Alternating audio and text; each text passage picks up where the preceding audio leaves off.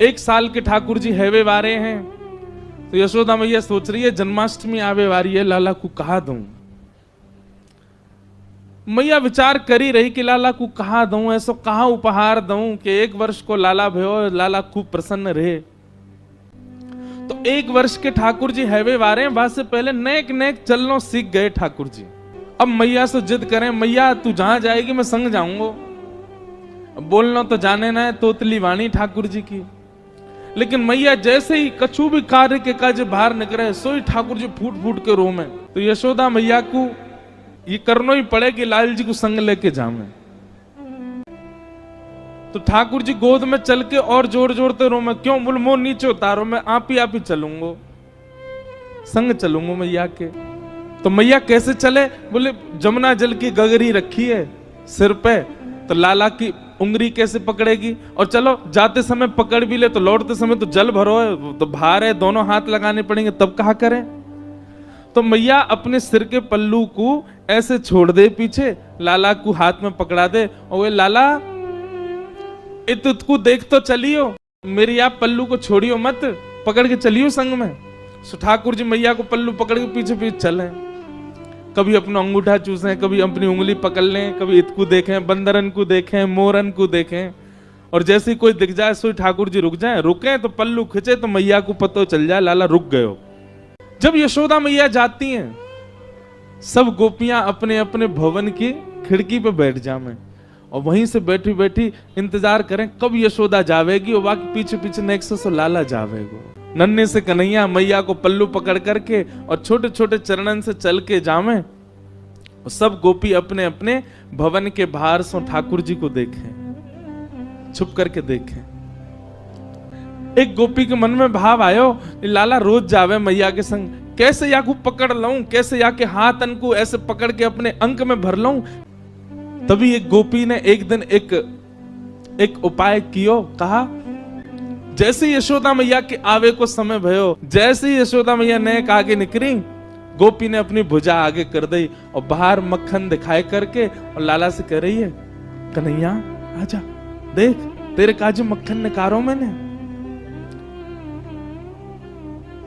ठाकुर जी रुक जामे तो मैया को पल्लू खींचे, और मैया को पल्लू खींचे तो मैया खींच के ले जाए लाल जी को। गोपी रोके तो हमेशा ही है, ठाकुर जी रुके पल्लू पकड़ के, मैया खींच के ले जाए। लेकिन आज मक्खन देख करके ठाकुर जी के चित्त में ऐसा लोभ उत्पन्न भयो कि ठाकुर जी ने जैसे ही माखन देखो है, मैया को पल्लू छूट गयो। अब मैया तो निकल गई आगे, कन्हैया अकेलो रह गयो वहीं। Next so Kanhaiya. गोपी गई दौड़ करके ठाकुर जी को अंक में भर के अपने कक्ष में ले आई, अपने घर में ले आई, भीतर ते चटकनी लगा ली और सामने खड़े कर लिए ठाकुर जी। एक एक रों का दर्शन कर रही है। ठाकुर जी को वाक्य प्रति आकर्षण नहीं, ठाकुर जी ढूंढ रहे मक्खन कहां है। ठाकुर जी रोने लगे, मोह मैया पास जानो है, मेरी मैया चली गई। गोपी कह रही देख मक्खन खिलाऊंगी लाला।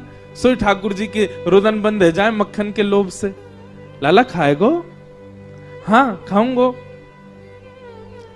ऐसे ना खवाऊंगी तो? बोले पहले मुझको हृदय से लगा।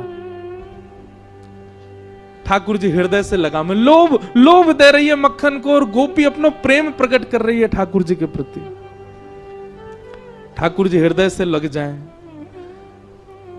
अब दे गोपी मक्खन, तुतला के बोले लाल जी। गोपी कह रही है मक्खन खाएगो? बोले हाँ, पहले नाच के दिखा।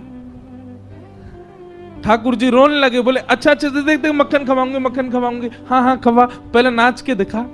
सो ठाकुर जी के मोटे मोटे आंसू हैं नेत्रन में, लेकिन ठाकुर जी नृत्य कर रहे हैं। क्यों? मक्खन खानो गोपी को। ठाकुर जी नृत्य करके दिखा रहे हैं। ठाकुर जी के संग सब लीला कर रही है गोपी। यशोदा मैया ने पीछे देखी, अरे मेरो लाला कहाँ गयो, मेरो कन्हैया कहाँ गयो। मटकी वहीं छोड़ दी, दौड़ी गलीन में जामे, चौबारिन में जामे, घर घर जाए के पूछे मेरो लाला देखो, अरे मेरो कन्हैया देखो। बीच गोकुल में जाकर के यशोदा मैया जोर से चिल्ला रही हैं, कन्हैया ओ लाला कहाँ चलो गयो। अब गोपी के घर में नेक्स्ट से ठाकुर जी अपनी पैनी सी आवाज से चिल्ला के, हाँ मैया मैं यहाँ हूं। यशोदा मैया सुन रही, कहां ते आवाज आ रही है। गोपी लाला को पकड़े, लाला चिल्लावे मत मैया आ जाएगी। मैया देख जा गोपी ने मुंह को पकड़ लियो है, मार रही है मुंह को, जल्दी आ। मैया दौड़ी दौड़ी गई, जाकर के देखी तो महाराज एक गोपी के घर में, और गोपी गोद में लेकर के एक हाथ में मक्खन लेके लाल जी को लेके खड़ी है।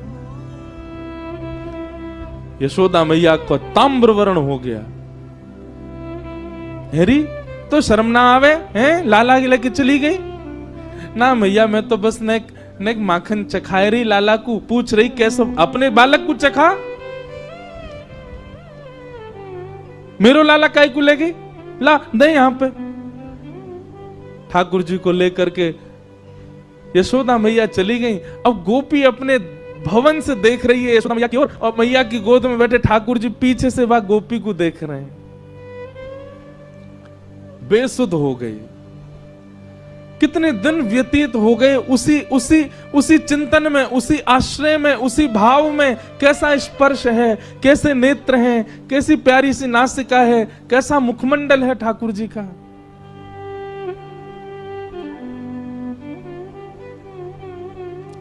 तब यशोदा मैया गई एक सुनार के पास, और मैया ने जाकर के कही, बोले मेरे लाला को जन्मोत्सव आ रहा है, तो अपने लाला के काजे एक क्षुद्र घंटिका बनवाऊंगी। क्षुद्र घंटिका कहा है? ठाकुर जी कौंधनी पहने कमर में, और वह कौंधनी में छोटी छोटी सोने की घंटी लगी हैं चारों ओर। मैया ये यही मारे बनवा के लाई है। क्यों? लाला की कमर में बांध दे, और जब मैया जमुना जी जल भरवे जामे, सो लाला जब मटक मटक के पीछे चले, सबरी घंटी बजे, तो मैया को पता लगती रहे कि लाला संग चल लो। जैसे ही कोई गोपी लोभ दे और ठाकुर जी वहां को भाजे, सोई मैया को पता, अच्छा यहां तक घंटी आवाज आ रही, लाला भाज को दी के, सोई मैया जावे पकड़ के ले आवे, चल मेरे संग। इतनी सुंदर भाव। मैया क्षुद्र घंटिका की कौंधनी बनवा करके लाई। लाला को जन्मोत्सव पहले दिन सुबह उठाते ही ठाकुर जी अभी नहाए भी नहाए, ताते जलते मुंह पहुंच दियो बस। और यशोदा मैया ने ठाकुर जी की कमर में कौंधनी पहना दी। ठाकुर जी को इतनी भाई बातें निकरवे वारे स्वर इतने प्रिय लगे ठाकुर जी को। अब तो ठाकुर जी अपने सखान के पास बिल्कुल अधरते जामे, जे बजे नहीं, धीमे धीमे जामे। ओके, ए मधुमंगल, ए सीदामा, इतकुआ देख मैया मुंह को कहलाई। बोले कहलाई लाला, हाथ पकड़ मेरो। दोनों हाथ पकड़ लें, सो ठाकुर जी अपनी कमर हिलाने लगे, जोर जोर से घंटी बजे, और सब ग्वाल बाल के, अरे लाला तेरा तो अंग अंग बजन लगो, तेरा तो अंग अंग ऐसा स्वर निकाले।